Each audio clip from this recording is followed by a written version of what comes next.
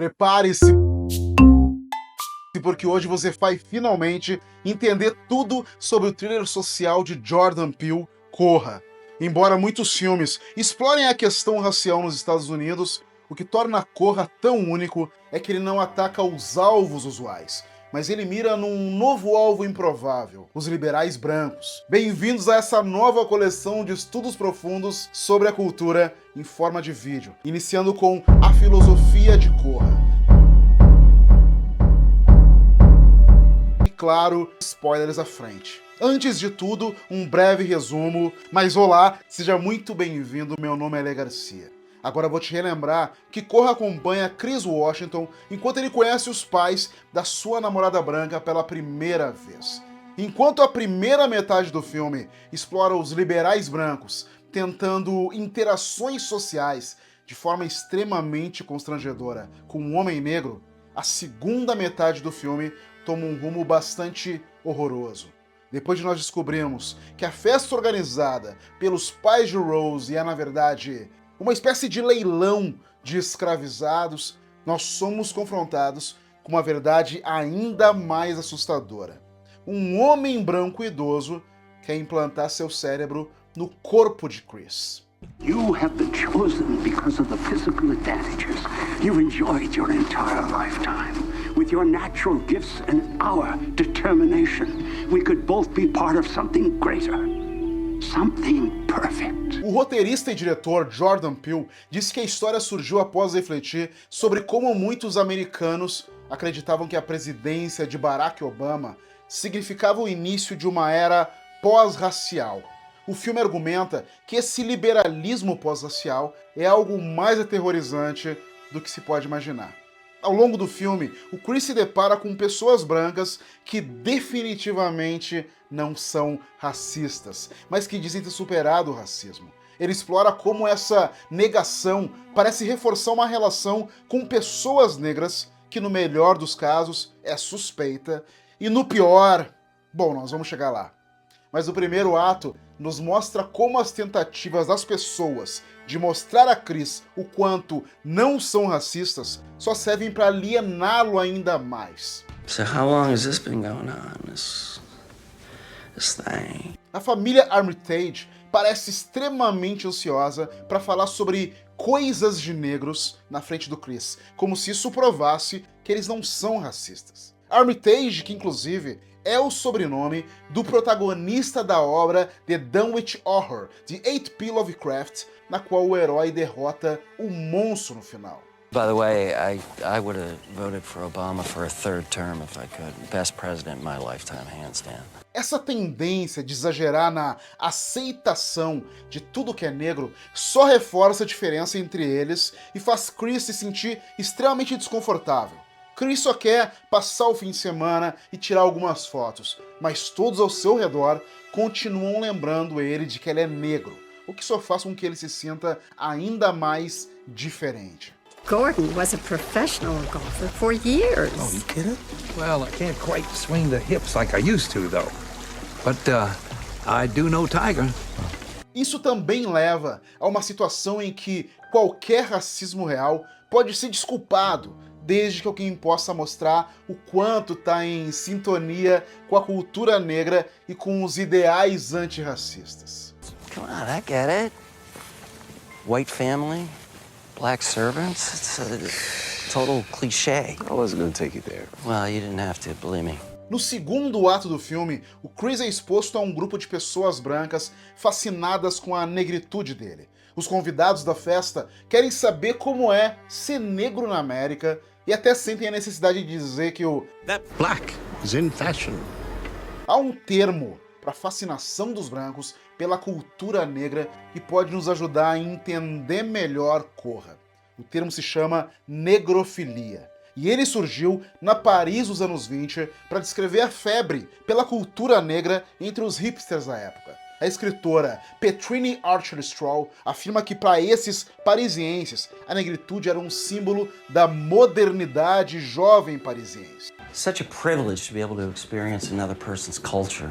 You know what I'm saying? Mas isso tinha um lado problemático. As personalidades negras eram ou idolatradas ou demonizadas de uma forma que negava a normalidade. Em outras palavras, elas nunca poderiam ser, você sabe, pessoas normais. E em vez disso, existiam como um de dois estereótipos: artistas brilhantes ou animais incultos. E ao longo desse filme, nós vemos ambos os lados disso. O Chris é celebrado por sua bagagem cultural, mas como o irmão assustador nos lembra... If you really pushed your body, you'd be a fucking beast. Para parafrasear Arthur Stroll, em ambos os casos, é a perspectiva branca que decide como as pessoas negras são definidas. E essa negrofilia não está confinada apenas ao desejo pela cultura negra, mas também pelo corpo negro, tanto sexualmente... So, is it true? Is it better? quanto atleticamente. So, Chris, what's your sport? Embora você possa se perguntar, é tão ruim assim ser desejado porque você é sexy e forte? Bom, a resposta é sim. A negrofilia não é sobre entender verdadeiramente as pessoas negras e a sua cultura, mas sobre usá-las para satisfazer seus próprios desejos. Não se trata de compreender seres humanos como nós somos, mas de colecioná-los. Enquanto Corra exemplifica a negrofilia clássica, nós vemos isso avançar para a colonização literal do corpo negro no terceiro ato. No início do filme, nós aprendemos sobre a experiência do vovô Armitage sendo derrotado por um atleta negro. My dad's claim to fame was beat by Jesse Owens in the qualifying round for the Berlin Olympics in 1936. Those are the ones where... Owens won in front of Hitler. Yeah, what a moment, what a moment. I mean, Hitler's up there with all his perfect Aryan race bullshit. This black dude comes along, proves him wrong in front of the entire world. Amazing. Tough break for your dad, though. Yeah. He almost got over it. Bem, acontece que a sua incapacidade de superar isso o levou a ter o seu cérebro implantado em um corpo negro atlético. E a vovó Armitage? Bom, acontece que o cérebro dela foi colocado em Georgina para que ela pudesse passar seus anos dourados se vestindo como uma bela mulher negra. E claro, Chris está destinado a um destino semelhante quando ele é leiloado para um homem cego que quer os olhos do fotógrafo premiado. Em uma versão extrema do racismo liberal, o novo dono de Chris se recusa a atribuir sua compra ao racismo. Please don't let me in with that. You know, I could give a shit what color you are. No.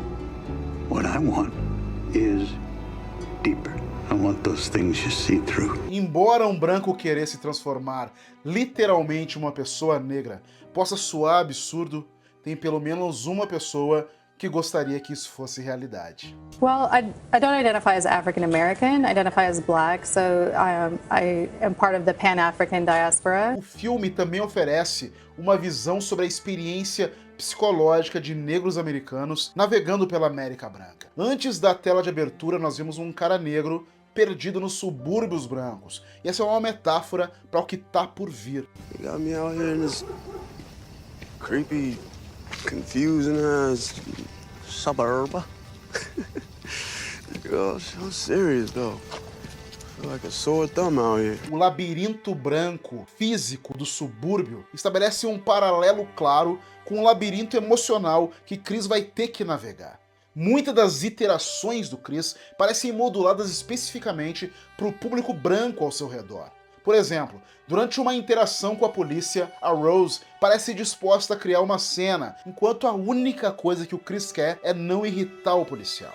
No. Fuck that. You don't have to give him your ID because you haven't done anything wrong. Baby, it's okay, come on. Ou, quando ele suspeita que alguém tá mexendo no seu celular, ele rapidamente abandona o problema para não criar uma cena com a família de Rose. Forget it, never mind. No. Stop. Don't do that. Don't.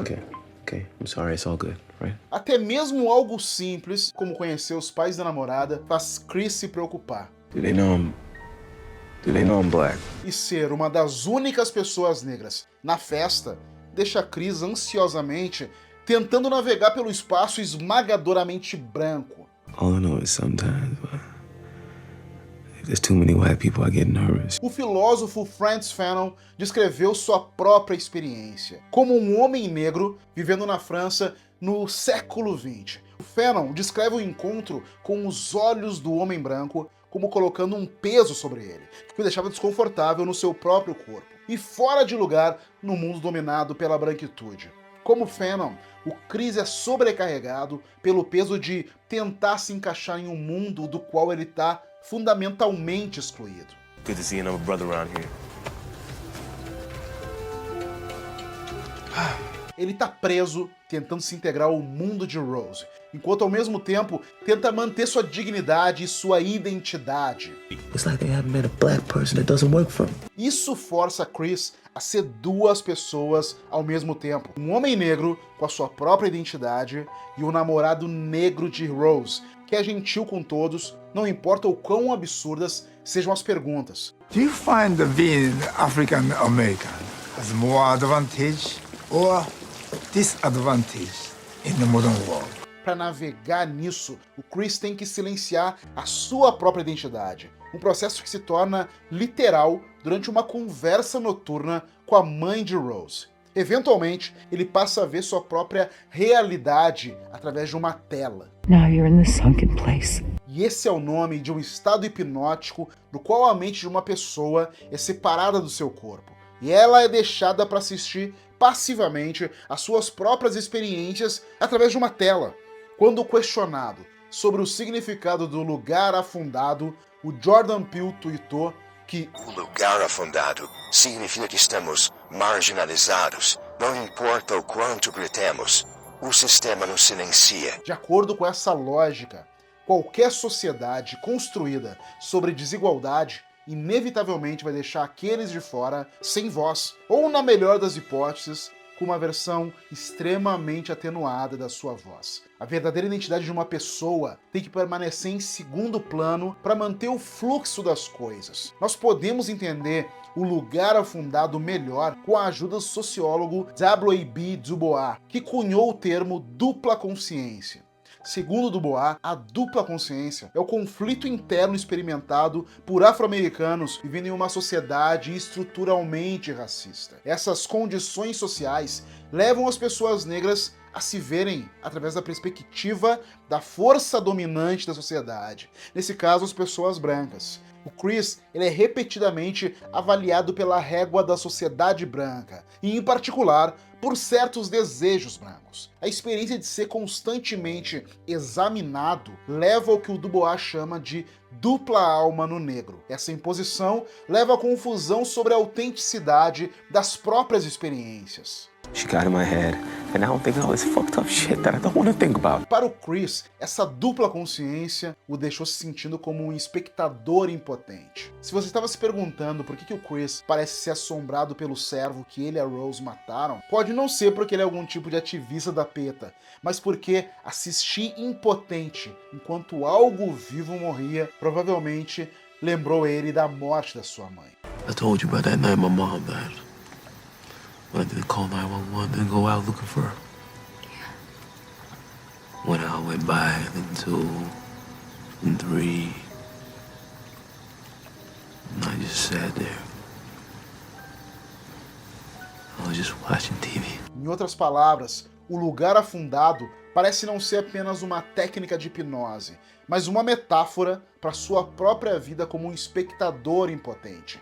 E esse medo de perder a si mesmo é literalizado no procedimento coágula, no qual a consciência negra é literalmente empurrada para o fundo para dar lugar à mente branca. Assim, ele corre o risco de ser permanentemente lançado no lugar afundado. O Chris consegue evitar esse destino tampando os ouvidos com algodão retirado da sua cadeira, o que nos lembra da famosa insistência da poeta Audre Lorde de que as ferramentas do mestre nunca irão desmontar a casa do mestre. Para Lorde, isso significava que era inútil para os oprimidos usarem a lógica do opressor nas suas tentativas de resistência. Em vez disso, o Corra sugere o contrário. Chris usa um tipo de trabalho associado à escravidão, que é colher algodão, para afirmar sua própria identidade e evitar um novo tipo de escravidão. O Chris não só usa o algodão para evitar a colonização do seu corpo, como ele reutiliza uma bola de bocha, possivelmente um símbolo da elite branca, para derrubar o Jeremy. E remetendo ao símbolo da passividade do Chris, ele pega uma cabeça de servo montada e vai direto na jugular do Dan com ela, um sinal de que ele superou a impotência que uma vez ele temeu. A emancipação do Chris dessa quase escravidão pode ser vista como uma afirmação radical da sua identidade negra. Enquanto Chris consegue escapar da plantação de horrores que é a casa dos Armitages, o verdadeiro herói de Korra e o alívio cômico do filme é o seu melhor amigo Road. Ao longo do filme, Road serve como a voz da razão. White people love making people sex slaves and shit. E eventualmente ele vai até a polícia depois de juntar uma teoria sobre por que o Chris apareceu. E após uma conversa, digamos, reveladora com a Rose, I know you think about fucking me, Rod. ele decide que é hora de resgatar Chris.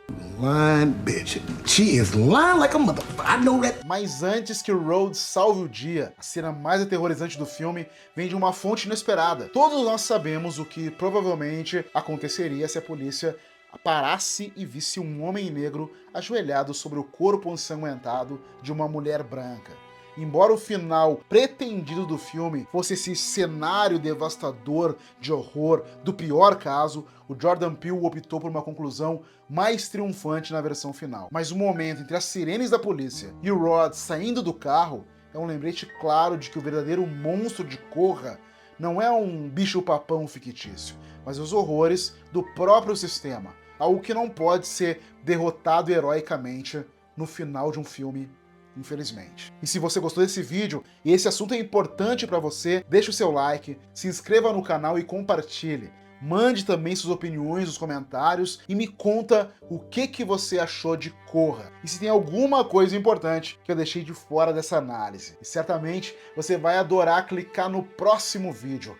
Muito obrigado pela sua atenção. Ela literalmente impulsiona o meu trabalho e faz com que eu produza mais e mais daquilo que você gosta.